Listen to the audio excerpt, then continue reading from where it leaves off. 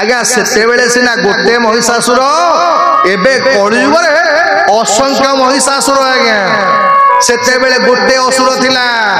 जे नारी मानकर उल्लग्न रूप देखुला आउ कलियुगर महिषासुर माने एबे पूजा पर्वणी ना दुर्गांकर उल्लग्न रूप न रखिले आउ तांकर आज्ञा पूजा हेई पारुनी आज्ञा पूजा रे खर्च हबो 500 टंका आउ भसाणी कला बेले 5 लाख टंका आज्ञा मुझे कोई जानि परिबिनी आपण माने केमिति कोन करूछंती किंतु अधिकांश पूजार वर्तमान नियम हेई रहिलानी आउ एते पूजा पाठ होउची फल काई मिलुनी हमकु तार कारण हला आमे पूजा करूने आज्ञा देवता देवी की परिहास करूचे थट्टा करूचे ना भक्ति भाव अछि मालिका कहिला भलिया हला जय जगन्नाथ पति पावन ओडिसा बड़ ठाकुर मो सामंते ओडिसा बड़ ठाकुर